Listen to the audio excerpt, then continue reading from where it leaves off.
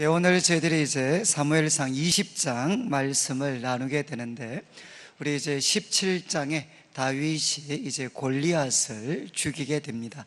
그래서 이스라엘의 일약 영웅이 되는데, 이제 그 후로 참 사울이 보내는 곳마다 참 지혜롭게 행했습니다. 그런데 이제 그 여인들의 그 노래, 그러니까 사울이 죽인 자는 천천히고 다윗이 죽인 자는 만만이다, 이 노래를 계기로 해서 사울이 이제 다윗을 주목하게 되고, 최소한 이제 18장과 19장을 보면 한 6번 정도 사울이 다윗을 죽이려고 합니다. 먼저는 이렇게 창을 던지게 되고, 그리고 이제 또 그 다음 나아가서는 뭐 창을, 그리고 이제 블레셋 사람들 손에 죽게 하도록 그 사위가 되는 것을 믿기로 해서 음모에 빠뜨리기도 하고, 그 다음에 이제 또 요나단과 신하들에게 죽여라 직접 이렇게 명령도 하고, 그 다음에 이제 또 다시 창도 날리고, 그리고 집에까지 가서 집에까지 사람들을 보내어서 죽이려고도 하고, 그 다음에 이제 사무엘과 선지자의 무리가 있었던 라마나요, 거기에도 3번 전령들을 보내고 나중에는 자기가 가서 직접 죽이려고 했지만 이제 불발로 끝나게 됩니다. 그래서 계속 이 사울은 다윗을 죽이려고 합니다. 그런 가운데 오늘 20장에도 이런 내용이 이어지는데, 이제 이런 그 다윗이 긴박한 순간에 참 이 요나단이 이 다윗을 극진히 사랑해주고 또 이 위기에서 벗어날 수 있도록 도와줍니다. 그래서 이제 20장의 그 주제는 우정입니다. 우정. 우리 성도들, 그리고 또 참 이렇게 친구들의 그 우정이 얼마나 참 귀한 건가. 그래서 우리 1절 말씀에 보면 다윗이 이제 라마나요스에서 도망을 하고 이제 요나단에게 갑니다. 요나단. 그리고 이야기하기를, 내가 도대체 뭘 잘못했냐, 도대체 내가 뭘 그렇게 잘못해서 내 아버지가 나를 죽이려고 하느냐, 이렇게 이제 항의를 합니다. 그러니까 이제 2절의 요나단이 결코 그렇지 않다, 내가 죽지 않을 거다, 그리고 아버지는 큰 일이든 작은 일이든 반드시 하시기 전에 나한테 이야기를 한다, 그래서 아버지가 너를 죽이려고 하면 내가 알려줄게, 이렇게 이제 요나단이 이야기를 합니다. 그러니까 또 3절에 다윗이 반론을 제기하죠. 야, 이제 네가 나를 참 사랑하고 은혜를 베푼다는 거 너 아버지가 다 알고 있다. 그런데 이제 아버지가 다윗을 죽이려고 하면 이 사실 요나단이 알게 되면 너무 슬퍼할 거니까 너한테는 숨길 거다, 이제 이렇게 다윗이 이야기를 합니다. 그러니까 이제 4절에 요나단이 이야기하죠. 그러면 내 마음의 소원이 뭐냐, 내가 이루어 주겠다. 다른 말로 하면, 그럼 내가 어떻게 하면 좋겠냐, 어떻게 하면 너를 도와줄 수 있겠냐 라고 이야기를 합니다. 그러니까 이제 5절에 다윗이 요나단 보고 이야기를 합니다. 이 직접적인 방법이 아니라 간접적인 방법으로 이제 아버지 사울 왕이 나에 대해서 어떤 마음을 갖고 계시는지 간접적인 방법으로 한번 확인을 해 보겠다는 거죠. 이제 5절 말씀에 다윗이 요나단 보고 이야기합니다. 내일은 초하루다, 초하루. 그래서 우리 이제 그 민수기 같은 곳을 보면 이 초하루에 이제 이스라엘 백성들이 모이고, 그리고 우리 오늘 말씀을 통해서 보면 이 가족들이 식사를 했던 것 같습니다. 식사. 그래서 이제 내일은 초하루기 때문에 내가 마땅히 왕을 모시고 앉아 식사를 하여야 된다. 그러니까 지금 다윗과 사울이 참 죽이려고 한다 하더라도 내일은 풍습상 이제 가족들이 다 모여서 식사하는 날입니다. 그래서 나도 그 자리에 빠질 수 없는데 이제 요나단 보고 부탁하는 게 날 좀 빼달라, 날 좀 빼줘서 3일 동안 덜에 이제 숨도록 그렇게 좀 허락을 해달라는 겁니다. 그런 다음 6절에 너 아버지가 내가 그 식사해야 될 자리에 사위가 없으면 틀림없이 물어볼 거다. 그래서 이제 뭐라고 답을 하는가 하면 6절 후반부에 보시면 너는 말하기를 다윗이 자기 성읍 베들레헴으로 급히 가기를 내게 허락하라 간청했습니다. 이는 온 가족을 위하여 거기서 매년 제를 드릴 때가 됨이니이다. 그러니까 이제 이 초하는 날 가족들이 모여 식사해야 되는데 이제 처가가 되는 사울왕하고도 식사를 해야 되지만 요번에는 자기 고향 베들레헴에 가서 이제 본가에서 한번 식사를 해야 될 상황이라는 겁니다. 그래서 나 좀 빠지고 본가 베들레헴에 가서 식사할 수 있도록 해달라, 그렇게 간청을 해서 내가 허락해 주었다. 그렇게 말을 하면 7절 아버지 사울이 야 그래 뭐 그럴 수도 있지, 이렇게 쉽게 넘어가면 내 종이 평안할 거다. 그러니까 사울이 다윗을 죽이려고 했던 것은 진심이 아니고 이거는 일시적인 거였다. 그래서 이제 다시 돌아올 수 있겠죠. 그렇지만 그가 이제 요나단의 답변을 듣고 노하면 나를 해하려고 결심한 줄을 네가 알 수 있을 거다. 그러면 8절 말씀 그런즉 바라건대 내 종에게 인자하게 행해라. 성경에서 인자는 헤세드라고 해가지고 언약적인 사랑입니다. 언약적인 사랑. 그래서 이어지는 8절 이어지는 말씀에도 내가 내 종에게 여호와 앞에서 너와 맹약하게 하였음이니이다. 그러니까 너하고 나하고는 하나님 앞에서 맹약을 했으니까, 언약을 맺었으니까 언약의 신실한 인자를 나에게 베풀어서 그 아버지가, 내 아버지가 나를 죽이려고 하면 꼭 좀 알려달라, 이렇게 다윗이 부탁을 합니다. 그러면서 8절 마지막에 그러나 내가 정말 죽을 잘못을 했으면 아버지한테 끌고 갈 필요도 없이 그냥 네가 죽여라, 네가, 이렇게 다윗이 이야기를 합니다. 그러니까 9절에 요나단이 답변을 하죠. 결코 이런 일 일어나지 않을 거다. 그리고 약속합니다. 내 아버지께서 너를 해치려 확실히 결심한 줄 알면 내가 너한테 와서 알려주겠다. 이렇게 이야기하니까 참 이 다윗도 보통 사람이 아닌 게, 그럼 고맙다 이러면 좋은데 10절 말씀에 다윗이 요나단 보고 이야기합니다. 혹 내 아버지께서 엄하게 내게 답변하면 야 네가 내한테 와서 알려줄 수 있겠냐.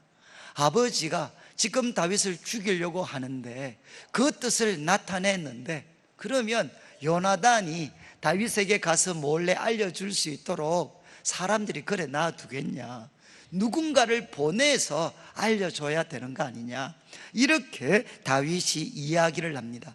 그러니까 11절에 요나단이 다윗에게 오라 우리가 들로 가자. 그러니까 사람들이 없는 들로 다윗과 요나단이 가게 됩니다. 그리고 이제 12절에 요나단이 다윗 보고 이야기합니다. 이스라엘의 하나님 여호와께서 정언하시거니와, 이 말은 하나님이 정인이시다. 내가 내일 그리고 아니면 모레 이맘때 내 아버지를 살펴서 너 다윗에게 대한 의향이 선하면 내가 사람을 보내어 내게 알려주겠다. 그러니까 내가 내일하고 모레 양일간 둘 중에 하나 내가 아버지의 의향을 살펴볼 테니까 만약에 아버지의 의향이 선하면 사람들 보내서 알려줄게. 그렇지만 13절 만일 내 아버지께서 너를 해치려 하는데도 내가 너한테 이 일을 알려주지 않으면 하나님께서 나 요나단에게 벌을 내리시고 또 내리시기를 원한다.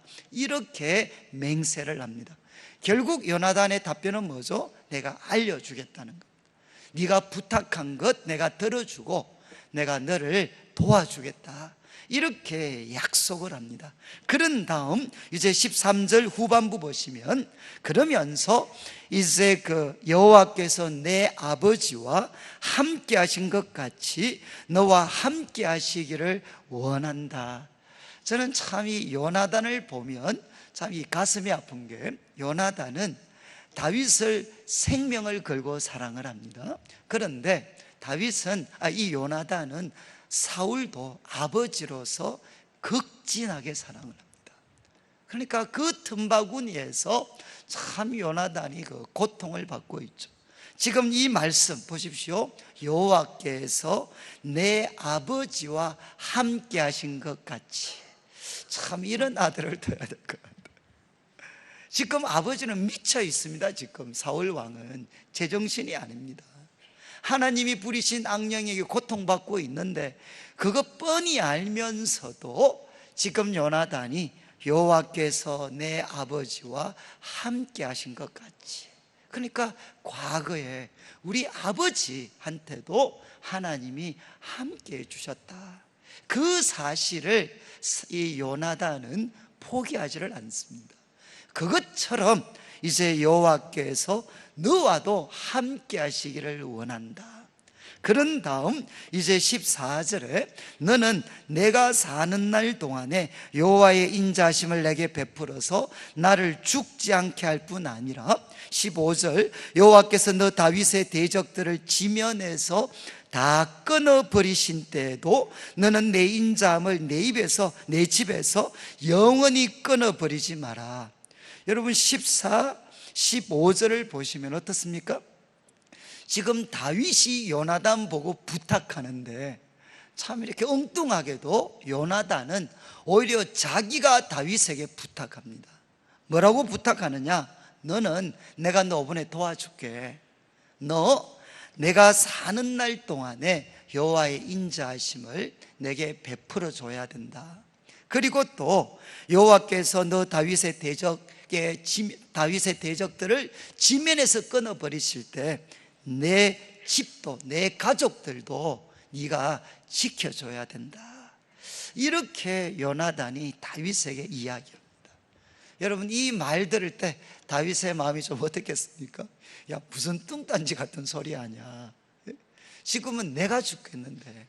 그런데 요나단이 하나님께서 반드시 상황을 바꾸실 날이 온다, 바꿀 날이 오면 그때 내가 너 도와줬듯이 네가 나와 내 집을 지켜줘야 된다. 그러면서 이제 16절에 요나단이 다윗의 집과 언약하면서 참 가슴 아픈 말을 합니다. 여호와께서는 다윗의 대적들을 치실지어다. 여러분 15절 16절 두 번이나 다윗의 대적들이 나옵니다. 여러분 누구겠습니까? 다윗의 대적들은 뭐 블레셋이나 다른 사람들도 있겠지만, 가장 직접적인 다윗의 대적들은 바로 사울입니다. 사울. 그런데 지금 요나단이 하나님 앞에 뭐라고 이야기하느냐? 여호와께서는 다윗의 대적들을 치실지어다. 여기에 자기 아버님도 포함이 됩니다. 그런데도 이렇게 고백을 해요. 여러분 참 이 요나단은 위기에 처해 있는 이 다윗에게 정말 부탁을 들어줘서 피할 길을 열어줬을 뿐만 아니라, 요나단은 다윗의 속사람, 상할 대로 상해 있는 다윗의 속사람도 요나단은 위로를 해줬습니다. 힘을 북돋워 줬어요. 뭐라고 이야기했느냐? 여호와께서 너와 함께 계시기를 원한다. 그리고 또 상황이 바뀌는 날이 온다. 왜? 너는 하나님이 택한 사람이니까 상황이 바뀌는 날이 온다. 그때 너 나와 내 가족 잊어서 안 된다. 그리고 또 이야기합니다.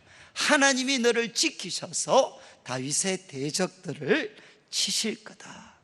이러면서 요나단은 다윗의 그 내면을 강하게 힘을 불어넣어 줍니다. 그런 다음에 이제 17절 이런 행동을 한 번 더 설명합니다. 다윗에 대한 요나단의 사랑이 그를 다시 맹세하게 하였다. 이는 자기 생명을 사랑함같이 그를 사랑함이었더라. 그러니까 이렇게 다시 한번 맹세한 것은 요나단이 다윗을 자기 생명같이 사랑을 했다는 겁니다. 그리고 나서 이제 18절에 요나단이 다윗에게 이야기합니다. 내일은 초하루기 때문에 내 자리가 비고 또 내가 없음을 내 아버지가 자세히 물으실 거다. 그러면 19절 너는 사흘 동안 있다가 빨리 내려가서 그 일이 있던 날에 숨었던 곳, 지금 이제 다윗과 요나단이 잘 알고 있는 은신처가 있었습니다. 그런데 이 은신처는 우리 지난주에 살폈던 19장 이제 1절, 2절, 3절을 보면 그때 사울이 신하들에게 죽여라 라고 이야기할 때 그때 요나단이 다윗을 은밀한 곳에 숨겨줍니다. 그러니까 아마 지금 20장에 나오는 이 곳은 아마 19장 2절 3절에 나오는 과거 다윗이 숨었던 아마 그곳이지 않겠는가. 그래서 그곳에 다윗도 알고 있고 요나단도 알고 있는 그곳에 숨어 있으라. 그리고 그 옆에 에셀바위 곁에 있으라. 그러면 20절 내가 관역을 소려함같이 화살 셋을 그 바위 곁에다 쏠 거다. 그리고 이제 부하를 시켜서 그 화살을 찾으러 올 텐데 그때 보고 야 화살이 너 편에 있다, 네가 있는 그쪽에 있다 라고 말을 하면 야 평안이다, 평안, 아무 일 없으니까 너는 돌아와라, 이런 사인이 될 것이고 22절에 대신 이제 뭐라고 이야기하느냐, 화살이 너보다 훨씬 앞쪽에 있다, 화살이 너 훨씬 앞쪽에 있다, 이렇게 내가 말을 하면 사인이 뭐냐, 야 아버지가 너를 죽이려고 한다, 여호와께서 너를 보내셨다, 너 내 길을 가라. 그러니까 이렇게 서로 신호를 삼자는 것입니다. 그렇게 이야기를 하고 23절 너와 내가 말한 일에 대해서 여호와께서는 너와 나 사이에 영원히 계신다, 하나님이 정인이시고 하나님이 우리를 지켜줄 거다, 이렇게 요나단이 이야기를 했습니다. 자, 그런 다음 24절에 다윗이 이제 덜에 숨죠. 그리고 초하루가 되었습니다. 왕이 앉아 음식을 먹는데 25절 왕은 평상시처럼 벽 곁 자기 자리에 앉아 있고 아들 요나단은 서서 있고 아브넬은 아마 이 사촌 정도 되는 것 같아요. 그래서 그 군대 장관이었던 아브넬은 사울 곁에 앉아 있고 이제 사위인 다윗의 자리가 비어져 있었습니다. 그런데 26절 그날에는 사울이 아무 말도 안 합니다. 혹시 그가 뭔가 특별히 부정한 일이 있었는 모양이다 라고 사울이 생각을 했다는 거죠. 우리가 이제 모세오경을 보면 거기에 사람이 부정해질 수 있는, 예를 들면 시체를 만진다거나 이런 어떤 부정한 일이 있으면 하나님께 예배를 드리는 것은 축하의 자리에는 참여할 수가 없습니다.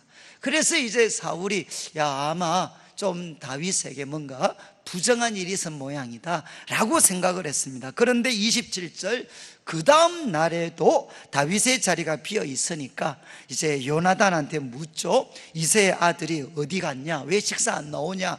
그러니까 28절 요나단이 이제 사울에게 대답을 하는데 다윗이 이야기했는 그대로 답변을 합니다.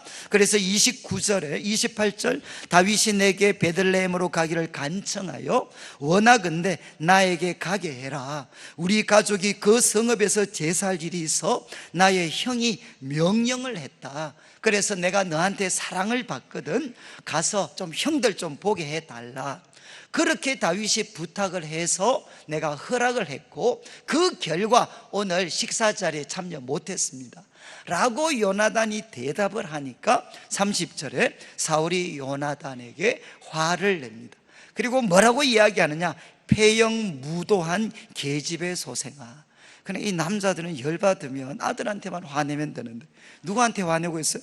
애매한 왜 또 마누라한테 폐영무도한 계집애 소생아, 이렇게 이제 엄마까지 싸그리 그냥 욕을 합니다. 욕을 하면서 내가 이세 아들을 택한 것이 내 수치, 내 의미에 벌거벗은 수치됨을 내가 어찌 알지 못하냐.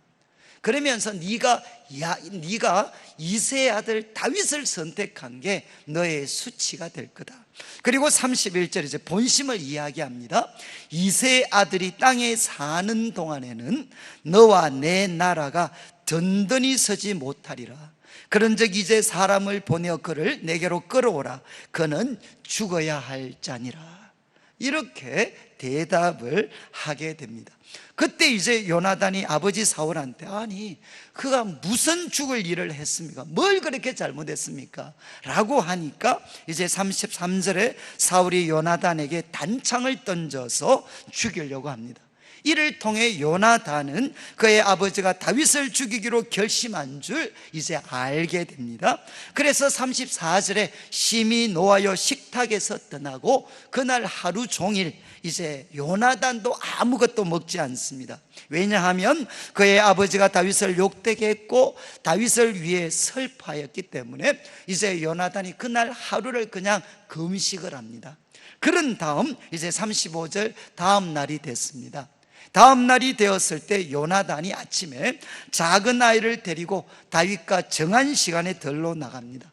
그리고 이제 아이에게 말을 하죠. 내가 쏘는 화살을 찾으라. 그래서 아이가 막 달려가니까 요나단이 화살을 쏩니다. 그리고 이제 아이가 요나단이 쏜 화살이 있는 곳에 도착할 즈음에 이제 요나단이 이야기를 합니다. 여러분, 이때 이제 다윗은 숨어 있다가 도대체 이제 요나단이 나타난 거 알았고 활을 쏘는 것도 알았습니다. 아이가 달려가는 소리도 들었습니다. 이제 모든 관심은 어디에 있었겠습니까? 도대체 요나단의 입에서 무슨 말이 나오나, 정말 내 편에 있다 라는 말이 나올까, 아니면 너 앞에 있다 이 말이 나올까. 그래서 모든 관심을 집중해서 이렇게 귀를 기울이고 있었는데, 그때 38절 요나단이 아이 뒤에서 말을 합니다. 지체 말고 37절 마지막에 요나단의 아이 뒤쪽에서 외쳐 이럽니다. 화살이 내 앞쪽에 있지 아니하냐. 화살이 내 앞쪽에 있지 아니하냐. 그리고 요나단이 아이 보고 빨리 가서 주워와라 라고 이야기를 합니다. 그리고 이제 부하는 가지고 오죠. 그리고 39절에 아이는 아무것도 알지 못하고 요나단과 다윗만 지금 일어난 일의 진정한 의미가 뭔지를 두 사람만 알고 있습니다. 그래서 40절 요나단이 그의 무기를 아이에게 주고 이것을 가지고 성읍으로 가라. 그래서 아이를 먼저 돌려보냅니다. 그래서 이제 들판에는 두 사람만 남았죠. 두 사람만. 그때 41절 아이가 가매 다윗이 곧 바위 남쪽에서 일어나서 땅에 엎드리게 됩니다. 그리고 이제 3번 절을 하게 됩니다. 그리고 이제 서로 입을 맞추고 같이 우는데 다윗이 더욱 심하게 울게 됩니다.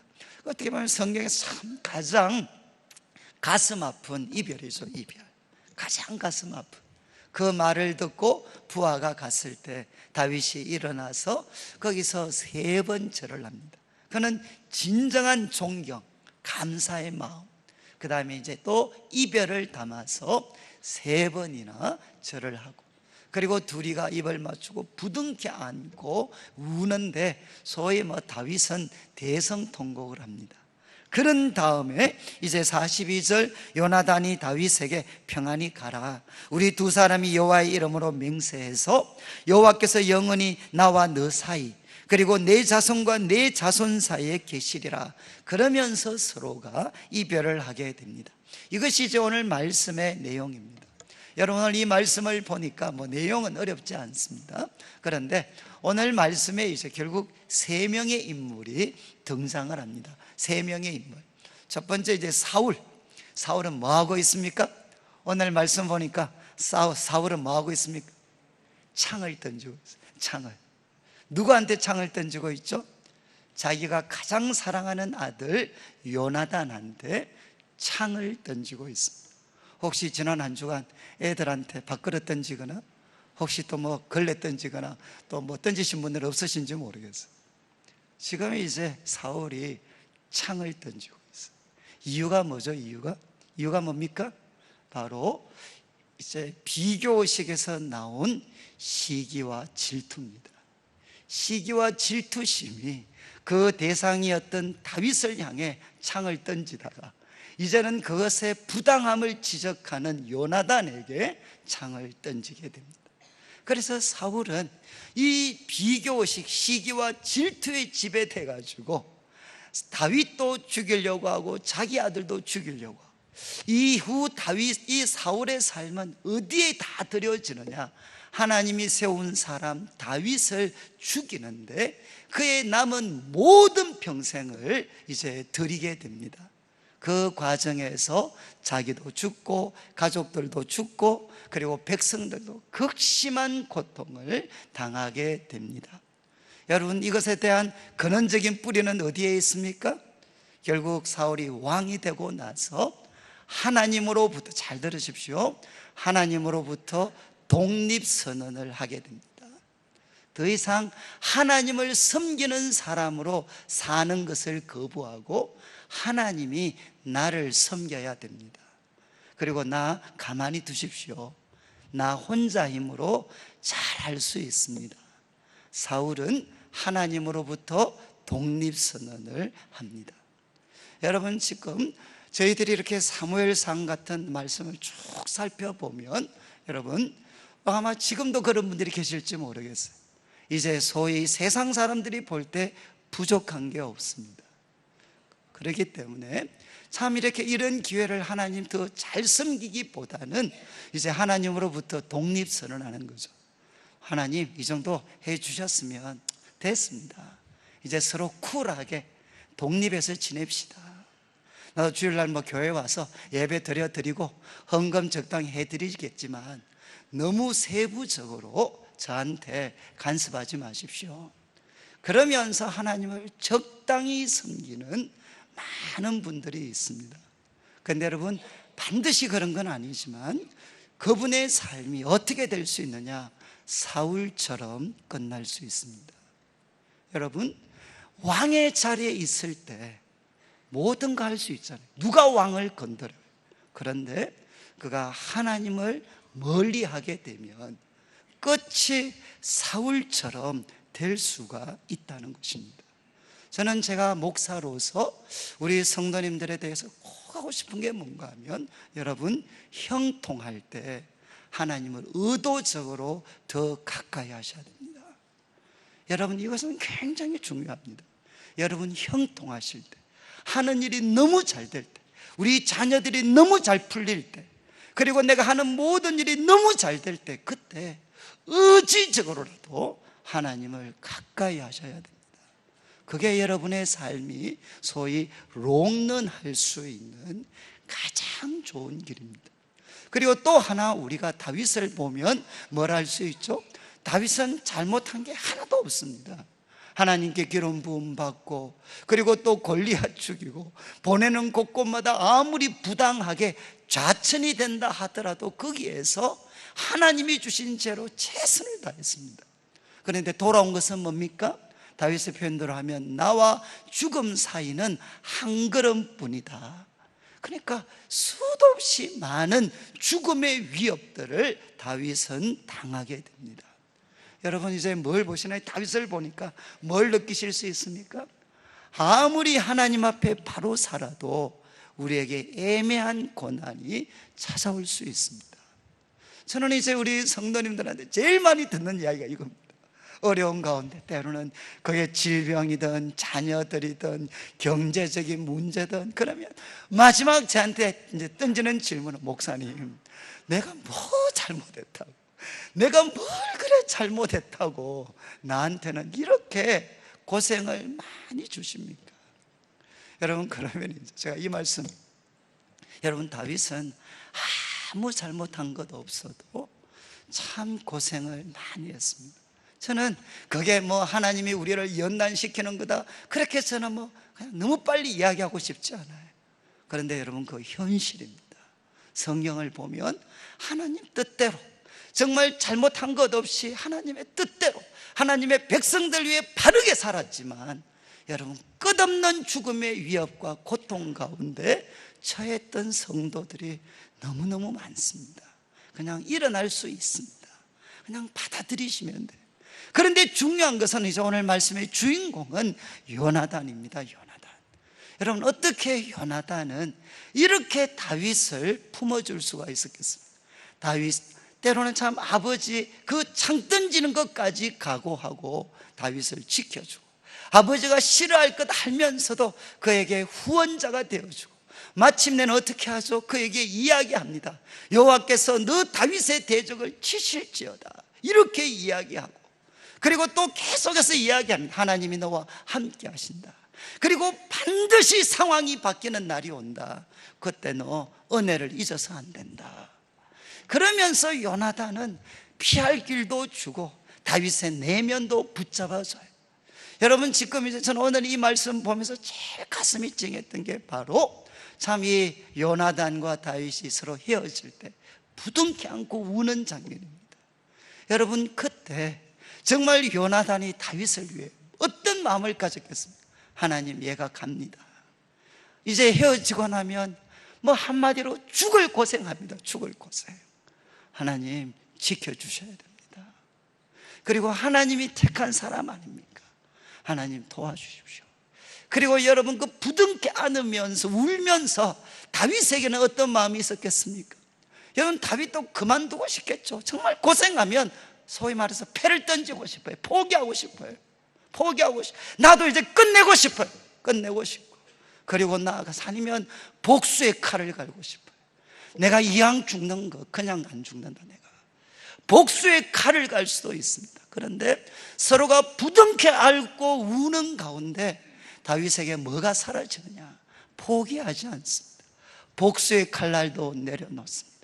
다 이 요나단의 뜨거운 사랑과 격려 때문에 다윗은 비록 도망가지만 하나님이 주신 소명을 붙잡고 믿음으로, 그 참 도망자 생활을 믿음으로 감당을 하게 됩니다.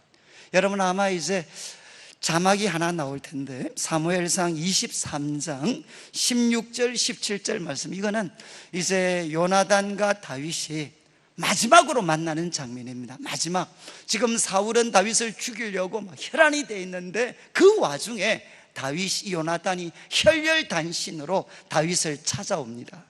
다윗이 숨어있는 곳 찾아와서 그에게 던져주었던 마지막 말입니다. 16절에 뭐라고 이야기하느냐? 사울의 아들 요나단이 일어나 수풀에 들어가서 다윗에게 이르되 그에게 하나님을 힘있게 의지하게 하였은즉. 그러니까 요나단이 다윗 보고 이야기해서 하나님 힘있게 의지해라. 그리고 17절, 요나단이 그에게 이야기합니다. 두려워하지 마라. 내 아버지 사울의 손이 내게 미치지 못할 거다. 지금 아버지가 죽이려고 이렇게 많은 군대 데리고 왔는데도 내 아버지의 손이 너한테 미치지 못할 거다. 그리고 이런 말을 해. 너는 이스라엘의 왕이 되고 나는 내 다음이 될 것을 내 아버지 사울도 안다. 네가 왕이 될 거고, 그리고 나는 네 다음이 될 거다. 여러분, 사울은 뭐라고 했죠? 앞으로 네가 왕이 되고 내가 네 다음이 돼야 되니까 너는 어떻게 돼야 되느냐? 너는 죽어야 돼. 그런데 요나단은 어떻게 하죠? 네가 왕이 되고 나는 네 다음이 될 거다. 그래서 나는 끝까지 너 지켜줄 거다. 이렇게 요나단이 이야기를 합니다. 여러분, 참 요나단은 결국 다윗에게 세 가지 메시지를 전해줬어요. 하나는 뭔가 하면 하나님이 너를 지켜줄 거다. 그 이유가 뭐죠? 너는 하나님이 택한 사람이, 그리고 하나님이 너를 향해 놀라운 뜻을 갖고 계신다. 지금은 이렇게도 고생하지만 너한테도 하나님이 준비하신 내일이 있다. 그러니까 어떻게 해야 됩니까? 하나님 힘있게 의지하고 상황이 바뀌는 날 은혜를 잊지 마라. 이렇게 요나단이 도와줬어요. 저는 이제 오늘 이 말씀 묵상하면서 혹시 여러분 이 요나단의 이야기를 들으면서 혹시 이렇게 자기한테도 떠오르는 인물이 없습니까? 저도 이렇게 저도 대학교 이 말씀 묵상하면서 나한테도 참 요나단과 같이 부족한 저를 도와줬던 사람들이 참 많습니다. 그리고 저는 이제 대학 시절에 참 처음 서울에 올라가서 어떻게 해야 되는지 정말 어쩌면 가장 힘든 시간을 보내었을 때 공부도 그렇고 이제는 아무 집도 지지리도 가난하고 공부도 그렇고 이제는 아무 소망을 가질 수 없을 때 그때 예를 들면 우리 부흥에 오셨던 화종부 목사님 같은 분이 끊임없이 너 예수님 주로 모셨기 때문에 네 속에 하나님의 성령이 가고 계신다. 너는 하나님의 사람이다. 그리고 하나님이 준비하신 그 내일이 너한테 있어. 절대로 포기하면 안 돼. 그러면서 정말 우리 화 목사님 같은 분이 저를 붙잡아 주셨어요. 그리고 이제 신대원 가서 내성교회 대학부 전도사 할 때 그때도 사역이 박살이 났습니다. 나는 이것도 못할 이제는 공부도 안 되고 사역도 안 되고 도대체 나 같은 인간이 어디에 설 수 있을까? 그때 이제 제가 내일이면 한번 만나게 돼요. 오랜만에 제가 신대원에서 같이 친하게 지냈던 분들을 내일 한번 이제 참 오랜만에 만나게 돼요. 제가 못 가니까 이제 그분들이 내일 내려올라 그랬어요. 그러니까 이제 그분들이죠. 박 목사님 같은 분이 저한테 이야기했어요. 그냥 그분하고 이야기하면 현실도 그리고 또 사람들도 저보고 너는 별로 볼일 없는 인생이야. 그런데 그분하고만 이야기하면 마음에 내가 너무 귀한 사람처럼 느껴져요. 그리고 하나님이 나 같은 사람에게도 놀라운 뜻과 계획이 있다는 게 그냥 믿어져요. 그러니까 저한테는 그냥 답답하면 답답할수록 아무것도 안 보이면 안 보일수록 그냥 그분 찾아가서 그분과 농담 몇 마디 하고 나면 내가 귀한 사람, 하나님이 준비하신 내일이 반드시 있다. 이 어둠의 터널이 끝나는 날이 있다라는 게 마음에 느껴져요. 그리고 이제 제가 내일 교회를 와서 어느새 20년이 지났어요. 그동안 여러 가지 잘못도 있고 연약함도 있고 부족함도 있고 그래서 저 역시도 끊임없이 포기하고 싶을 때가 많았어요. 그런데 그때마다 우리 장로님들이나 또 우리 연세 드신 권사님들이나 많은 분들이 저한테 이야기하셨어요. 목사님 정말 하나님이 세우신 거 아닙니까? 하나님이 반드시 지켜주십니다. 하나님이 준비하신 내일이 있습니다. 목사님 포기하시면 안 됩니다. 목사님 마음을 못되게 먹으면 안 됩니다. 하나님이 반드시 준비하신 내일이 있습니다. 참으십시오. 하나님 의지하십시오. 바로 그분들의 그런 격려와 도움들을 통해서 사실은 참 지금까지 올 수 있었죠. 저는 우리 성도님들 가운데도 저는 참 이 다윗과 요나단이 헤어지는 이 장면 보면서 우리 교회가 헤어질 때 예배 마치고 헤어질 때 참 이렇게 서로 헤어질 수 있다면 그렇지 않나요? 여러분 정말 우리가 헤어질 때 나도 참 이 한 주간 또 힘겹게 살아야 됩니다. 그렇지만 옆에 있는 성도들도 또 힘겹게 이 한 주간 살아가야 됩니다. 나에게도 하나님의 도우심이 필요하지만 그들에게도 하나님의 도우심이 필요합니다. 저는 참 우리 교회, 저는 청년들을 섬기면서 제일 그들에게 주고 싶었던, 제가 대구 놀을 때 청년들에게 주고 싶었던 메시지가 이거였어요. 너희들이 비록 초라한 학력과 그리고 초라한 그런 조건 가졌다 할지라도 너희들한테 무엇이 있느냐?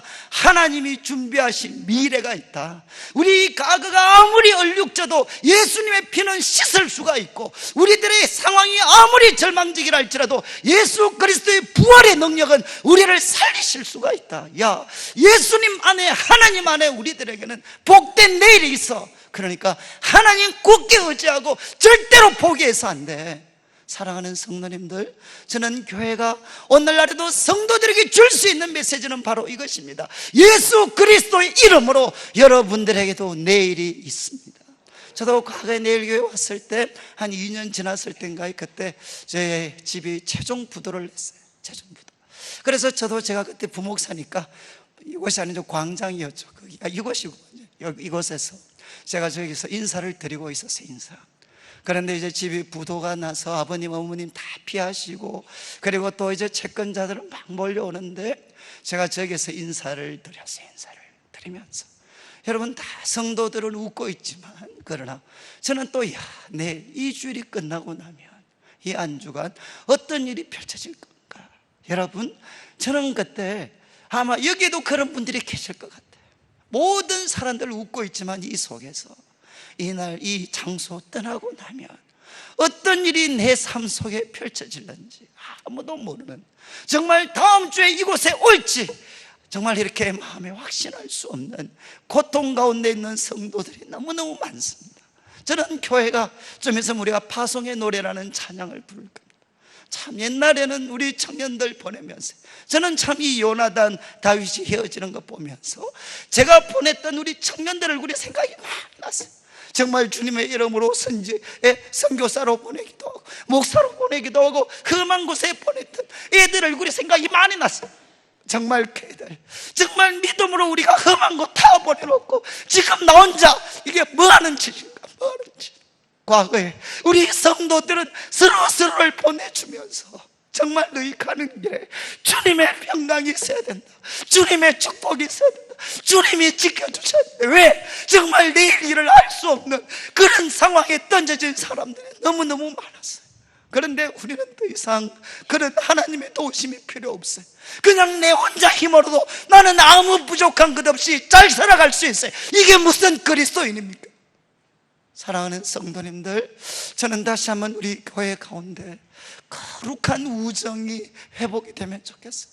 그리고 여러분, 저는 우리 교회 속에 소위 이 세상에 부족한 것 없는 사람들도 모여들어야 되지만 이 세상에 갈 곳 없는 사람들, 어디 가도 도움의 손길을 내밀 수 없는 그런 사람들, 그러나 그곳에서 그분들이 이곳에 와서 요나단과 같은 하나님의 사람, 그리고 요나단과 같은 주님의 사람, 그들이 체험하고 나서 그들이 일어나서 이 시대를 살릴 수 있는 다윗과 같은 하나님의 용사로 세워줄 수 있는 그런 교회, 그런 교회를 이 세상은 기다리고 있지 않습니까? 왜 교회가 점점 잘난 사람들을 위한 교회로 점점 전락되어져 가고 있습니까?